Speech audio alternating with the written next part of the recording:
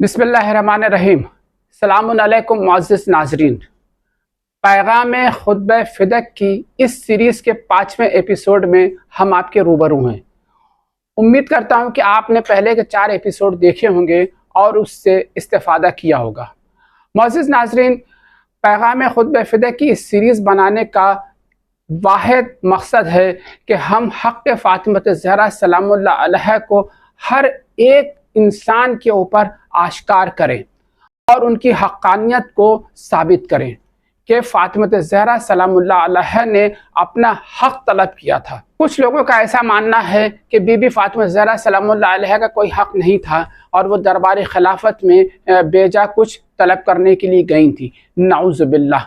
बीबी फ़ातिमा ज़हरा सलामुल्लाह अलैहा ने बताया कि अपना हक़ तलब करने के लिए अगर दुश्मन के दरबार में भी जाना पड़े तो जाना चाहिए, और बीबी फ़ातिमा ज़हरा ने वहाँ जाकर खिलाफत की हकीकत को वाज़ेह कर दिया और लोगों के सामने आश्कार कर दिया कि ये किस तरह की हुकूमत चला रहे हैं, जो मुसलमानों को उनका हक़ देने के लिए रवादार नहीं हैं और हर तरह से उनकी प्रॉपर्टी को गस्ब करने के लिए आमादा हैं।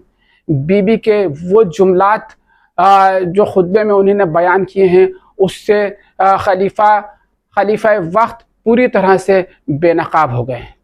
मुअज़्ज़िज़ नाज़रीन, आपसे दरख्वास्त है कि आप इस खुतबा फ़िदक की इस सीरीज़ को ज़्यादा से ज़्यादा अपने दोस्तों, अहबाबों और रिश्तेदारों में दुनिया के कोने कोने में से शेयर करें ताकि उन पर हक़ फ़ातिमा ज़हरा सलामुल्लाह अलैहा ज़ाहिर हो सके और वो बीबी के हक़ को समझ सके। आखिर में हम अल्लाह तबारक व तआला से दुआगो हैं कि हमें ज़हूर इमाम ज़माना देखना नसीब हो, लेकिन अगर खुदा की ये मर्ज़ी नहीं है तो हम अल्लाह से दुआ करते हैं कि रजत में वो हमें कब्रों से इस तरह से उठाए कि हमारे हाथों में नंगी तलवारें हों और बहुक्म इमाम ज़माना अज्जलल्लाहु ताला फ़रजो शरीफ हम हक़ फ़ातिमा ज़हरा सलामुल्लाह अलैहा के गस्ब करने वालों को और बीबी के कातिलों को हमारे कदम तलाश कर रहे हों। वस्सलामु अलैकुम वरहमतुल्लाहि वबरकातुहू।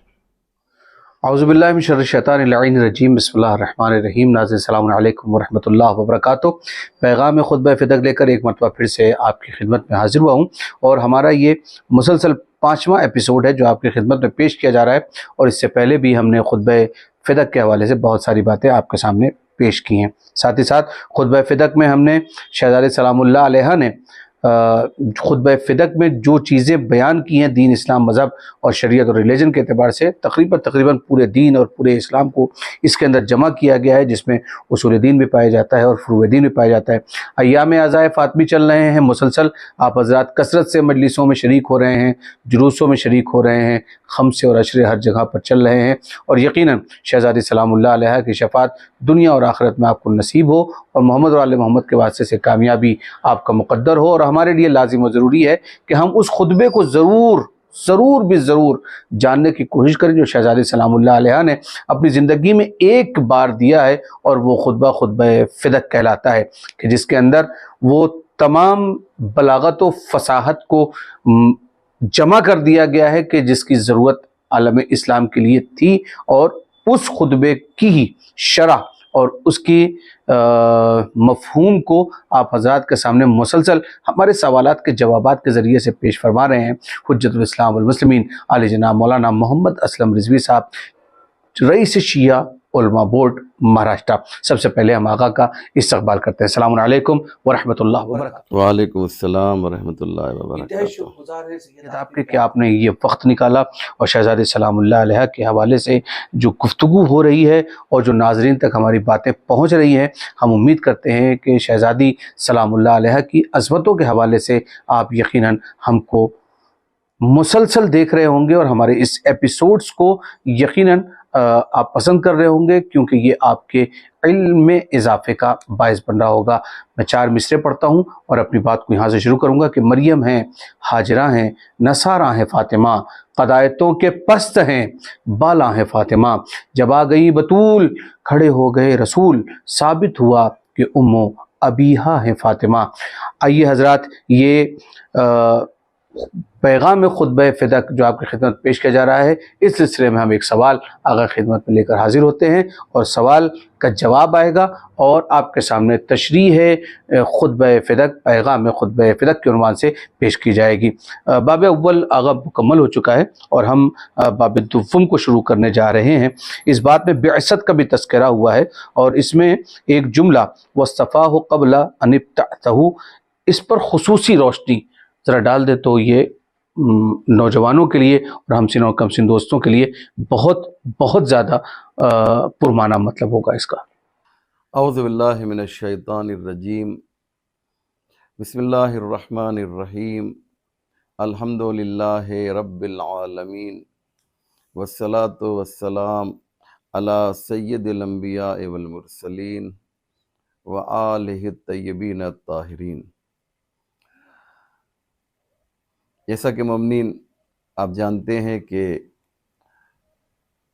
आज के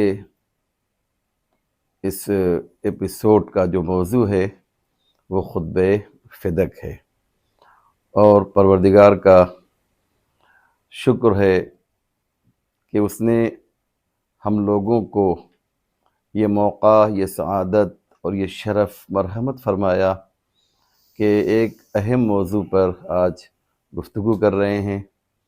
जैसा कि इस प्रोग्राम के नाज़िम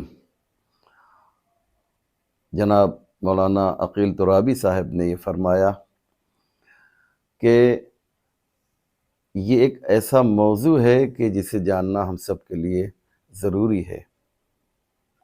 हम मजलिसों में फ़ज़ाइल जनाब फ़ातिमा ज़हरा सलामुल्लाह अलैहा तो बराबर सुनते हैं, लेकिन आपके दहन मुबारक से निकले हुए ये मलकूती कलिमात जो खुतबा फ़िदक के नाम से मशहूर हैं, इनके बारे में बहुत कम सुनते हैं। और जनाब फ़िरोज़ हाशमी साहब का भी शुक्रिया कि उन्होंने ये मौका हम सबको इनायत फरमाया कि खुतबा फ़िदक को सोशल मीडिया पर अपलोड किया जाए ताकि दुनिया ईमान व दुनिया इस्लाम इससे इस्तिफ़ादा कर सके और हम ये समझें कि इस खुतबे के अंदर जनाब फ़ातिमा ज़हरा ने किस तरीक़े से दीन इस्लाम के मुकम्मल क़ानून को बयान किया है। इसमें उसूल दीन भी है, इसमें फ़ुरूए दीन भी है, इसमें मुकम्मल इस्लाम है। आप कह सकते हैं कि इस खुतबे में सूरह अलहम्द से लेकर सूरह वन्नास तक की तमाम बातें मौजूद हैं। वाह, सुभान अल्लाह।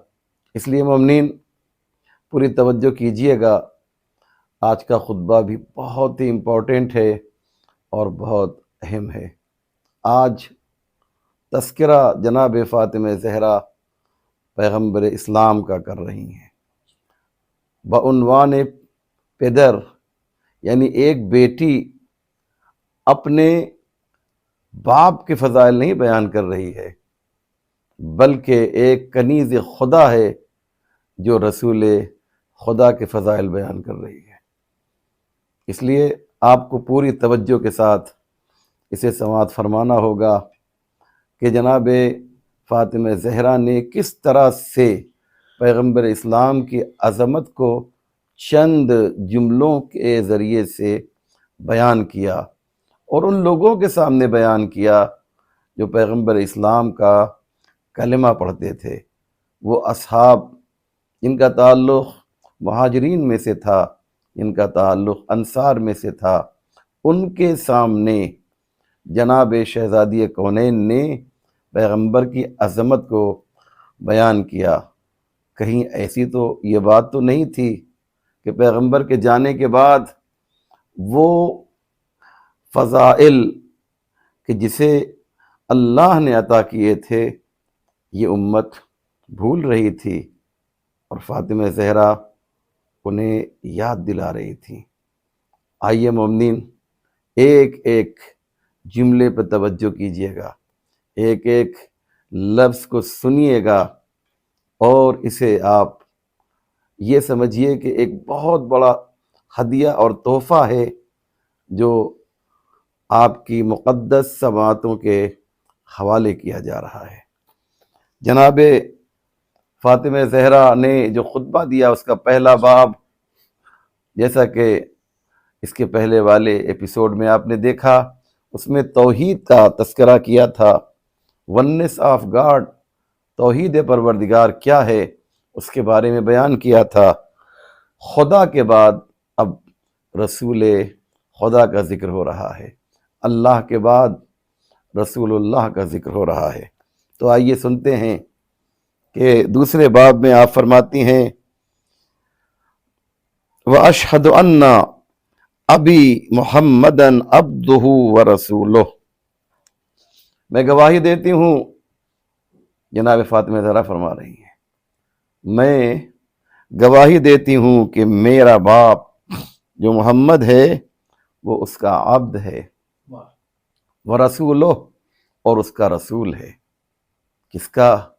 جس نے انہیں محمد بنایا ہے، جس نے انہیں رسول بنایا ہے۔ اختارہ وانتجبہ قبل ان ارسلہ وسماہ قبل ان اجتبتہ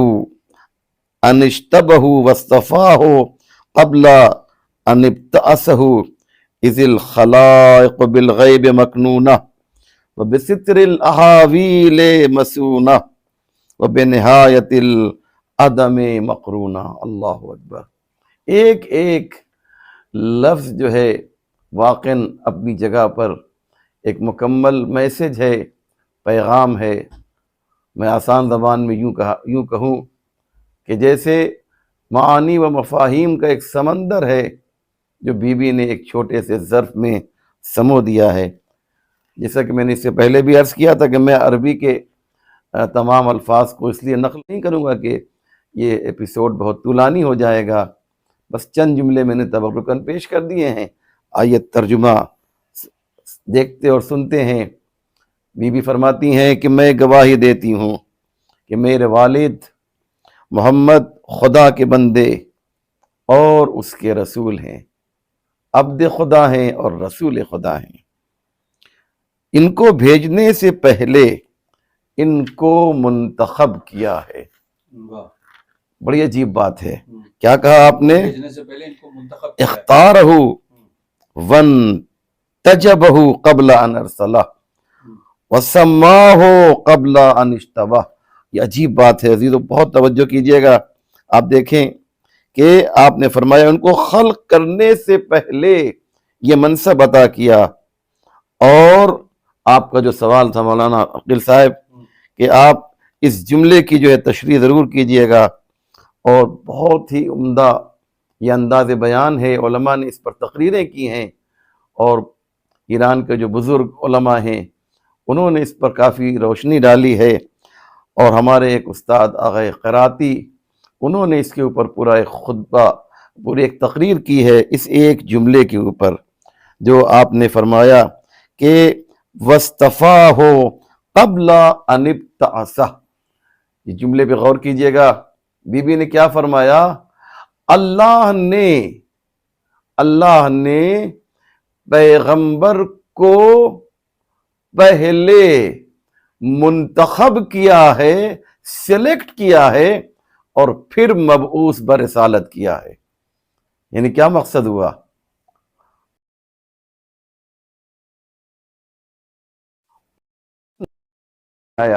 پہلے ان کو عالم علم لدنی بنایا۔ پیغمبر اسلام کو معصوم بنانے میں خدا کا ہاتھ ہے۔ یعنی نبی کو یا کسی امام کو جو لباس عصمت پہنایا جاتا ہے، یہ لباس پہنانے والا کون ہے؟ یہ لباس عصمت کون پہناتا ہے؟ یہ خدا۔ یعنی بتانا یہ چاہتی ہیں کہ جب میرا بابا اس دنیا میں آیا ہے تو یہ رسول بن کر آیا ہے، یہ نبی بن کر آیا ہے۔ یہ بات کیوں کہی جناب سیدہ نے؟ توجہ کیجئے گا عزیزو، شاید کوئی میسج اور پیغام ہو اس کے اندر کہ یہ بات کیوں کہنی پڑی؟ کیوں؟ اس لیے کہ جناب سیدہ کے مقابلے میں جو لوگ آپ کی اسپیچ کو سن رہے تھے، جو لوگ آپ کے خطبے کو سن رہے تھے، ان کے ذہن میں ایک بات یہ تھی کہ 40 سال کے بعد یہ نبی بنے ہیں، اس کو جو ہے جناب سیدہ کو اس کا جواب دینا تھا، اور جناب سیدہ نے کہا نہیں، 40 سال کے بعد بنے نہیں ہیں، پہلے بنے ہیں پھر اعلان نبوت کیا ہے۔ اس لیے فرمایا وَاسْتَفَاهُ قَبْلَ أَنِ ابْتَعَثَ، پہلے جو ہے آپ کو نبی بنایا، پہلے آپ کو رسول بنایا، اس کے بعد کہا کہ جاؤ اب اعلان رسالت کر دو۔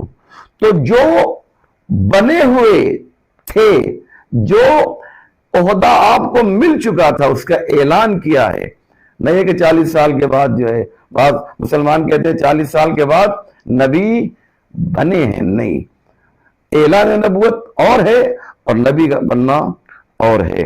شاید میری بات آپ تک انشاءاللہ پہنچ گئی ہوگی کہ پہلے آپ کو نبوت دی ہے، اس کے بعد پھر کہا ہے کہ جائیے جا کر آپ اس کا اعلان کر دیجئے۔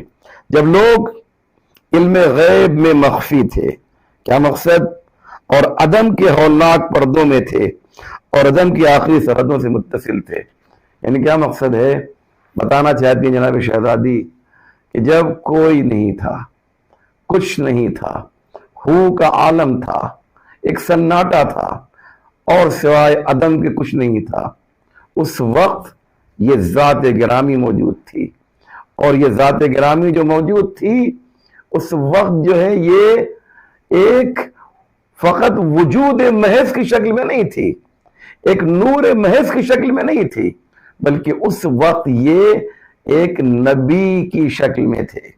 نور اور نبی، نور اور نبوت، یہ دونوں چیزیں ایک ساتھ چل رہی تھیں۔ اور آسان کر دوں کہ خلقت کے وقت سے ہی، اول ما خلق اللہ نوری، خلقت کے وقت سے ہی یہ نبی تھے، نہ یہ کہ پیدا ہونے کے بعد جو ہے بعد میں ان کو نبی بنایا گیا ہے۔ یہ ہمارا عقیدہ ہے، بالکل بالکل، اور ہم اس عقیدے پر قائم تھے، قائم ہیں اور قائم رہیں گے بالکل بالکل، کہ رسول وہاں سے چن کر آتا ہے، جی ہاں جی ہاں جی، یہاں آنے کے بعد پھر عہدہ ملنے کے بعد نبی نہیں کہلاتا ہے، وہ بن کر وہاں سے آتا ہے، اللہ کا سلیکٹ رہتا ہے۔ جی ہاں، یہ کہنا چاہتا اور آپ فقیر صاحب یہ دیکھیے کہ کتنی پیاری بات ہے، یعنی جس وقت آپ کو خلق کیا اللہ نے، اول ما خلق اللہ نوری، تو جیسے ہی وہ ایک نور کی حیثیت سے مخلوق پروردگار بنے، تو مخلوق پروردگار بھی بنے اور منتخب پروردگار بھی بنے، یعنی مصطفیٰ بنا دیا، یوں کہا جائے۔ یعنی مصطفیٰ بننے میں اور مخلوق بننے میں کوئی گیپ اور فاصلہ نہیں ہے۔ کون یہ بات کہہ سکتا ہے، انصاف سے بتائیے۔ اتنی خوبصورت بات جناب سیدہ نے جو ہے اس خطبے کے ذریعے بیان کی ہے، دنیا کو یہ مفہوم جو ہے بتانا چاہیے ہمارے علماء خطبہ اور ذاکرین کو، کہ جناب سیدہ نے کہا ہے کہ خلقت میں اور بعثت میں کوئی گیپ اور فاصلہ نہیں ہے۔ واقعا مجھے تو بہت ہی اچھا لگ رہا ہے اس کو ترجمہ کر کے اور تفسیر کر کے۔ تو جب لوگ عدم معدوم تھے، اس وقت ایک موجود سامنے آیا، اول ما خلق اللہ نوری کی شکل میں، اور اللہ نے اس کو جو ہے کیا کیا، مخلوق بھی بنایا اور مصطفیٰ بھی بنایا۔ اول ما خلق اللہ نوری، خود فرمایا کہ کنت نبیا وآدم بین الماء والطین، کنت نبیا، البتہ یہ بات کی چیز ہے کہ میں اس وقت بھی نبی تھا جب آدم آب و گل کے درمیان تھے، اور تم مسلمانوں کہہ رہے ہو کہ میں 40 سال کے بعد نبی بنا ہوں۔ نہیں، میں تو اس وقت نبی بنا تھا کہ جب کائنات موجود نہیں تھی، جب ہدایت لینے والے موجود نہیں تھے، اس وقت میں بعنوان ہادی موجود تھا۔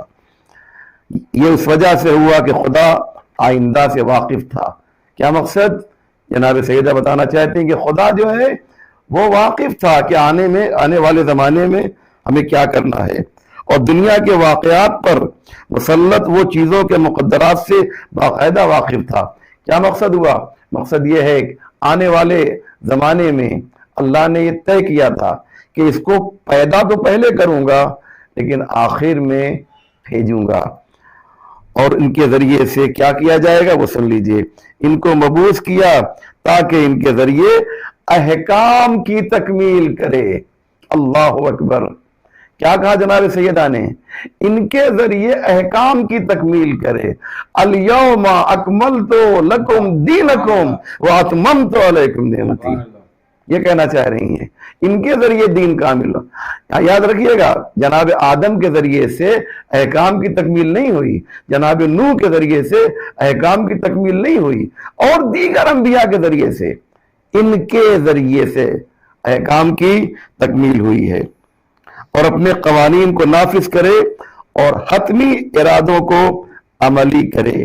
ایک بات ہے جناب سیدہ نے کہا ہے, ایک اللہ کا ایک حتمی ارادہ ہے جو اسے پورا کرنا ہے. اس کے لیے ان کا سہارا لیا, اس کے لیے مصطفیٰ کا سہارا لیا. جناب سیدہ یہ کہہ رہی ہیں جب وہ مبعوث ہوئے تو انہوں نے دیکھا کہ لوگوں نے مختلف مذاہب اختیار کر رکھے ہیں. پیغمبر اسلام جب آئے نا تو یہودیت اور عیسائیت جو ایک مکتب الہی تھا, یہ دونوں مذہب جو موجود تھے لیکن یہ چینج ہو چکے تھے, یہ تبدیل ہو چکے تھے. جیسے بارش کا پانی جب آسمان سے نازل ہوتا ہے تو بالکل صاف ہوتا ہے, لیکن جس جگہ پہ گرتا ہے اگر وہاں پر گندگی ہوتی ہے تو یہ پانی اسی طرح سے گندا ہو جاتا ہے, لیکن اگر وہاں صفائی ہوتی ہے تو وہ پانی صاف رہتا ہے. ان کے ظرف گندے ہو چکے تھے, لہذا انہوں نے اللہ کے ان دونوں دینوں میں تبدیلی کر دی تھی, بدل دیا تھا دین کو. اس لیے جو ہے یہ جناب فاطمہ فرماتی ہیں کہ میرے بابا جب مبعوث برسالت ہوئے تو انہوں نے کیا دیکھا کہ لوگ جو ہیں الگ الگ راستے اختیار کر چکے ہیں, اور ایسے ماحول میں کچھ لوگ آگ کا طواف کر رہے ہیں, کچھ لوگ بتوں کے سامنے سر جھکا رہے ہیں. انہوں نے, یہ عجیب بات ہے, انہوں نے دل سے خدا کو پہچان لیا ہے مگر پھر بھی اس کا انکار کرتے ہیں. کیا مطلب ہوا اس کا؟ کیا کہا جناب سیدہ نے؟ یعنی یہ وہ لوگ ہیں جو خدا کو مانتے بھی ہیں اور خدا کا انکار بھی کرتے ہیں. میں قرآن کی اس کے بارے میں ایک آیت پڑھتا ہوں کہ کیا مقصد ہوا. یعنی خدا کو مان بھی رہے ہیں اور خدا کا انکار بھی کر رہے ہیں. قرآن کہتا ہے لَإِن سَأَلْتَهُمْ مَنْ خَلَقَ السَّمَاوَاتِ وَالْأَرْضِ لَيَقُولُنَّ اللَّهُ.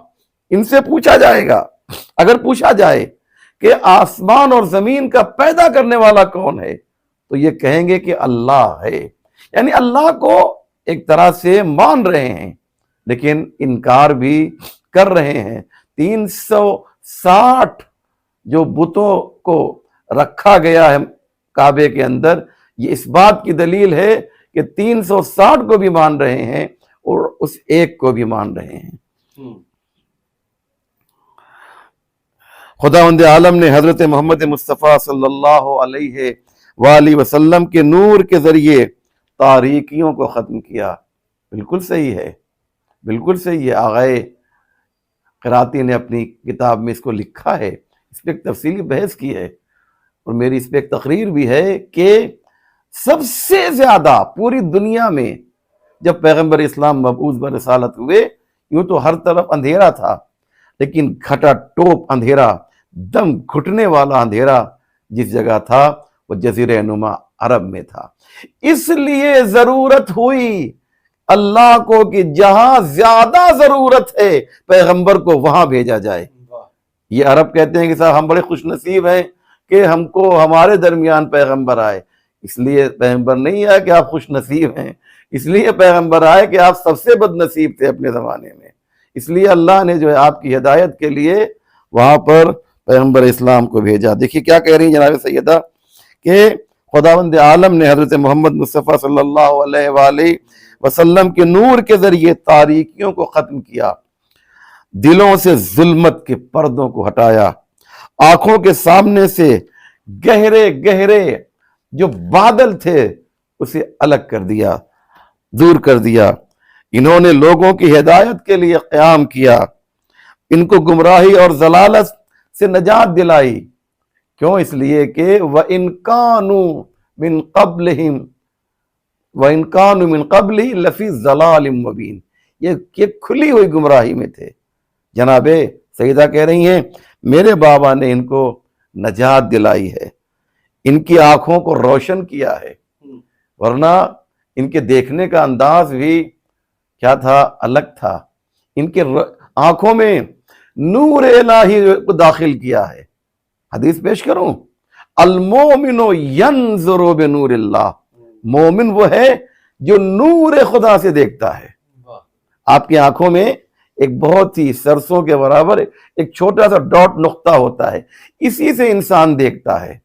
پیغمبر فرماتے ہیں لیکن مومن کیسے دیکھتا ہے؟ المومن ینظر بنور اللہ، وہ اس رائی کے اور سرسوں کے برابر جو دانا ہے اس سے نہیں دیکھتا ہے بلکہ نور خدا سے دیکھتا ہے۔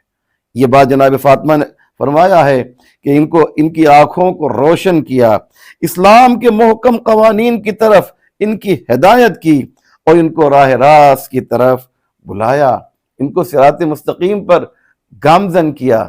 یہ ابن آدم تھے، ان کے پاس آدمیت نہیں تھی، یہ انسان بل علی الظاہر تھے، ان کے پاس انسانیت نہیں تھی۔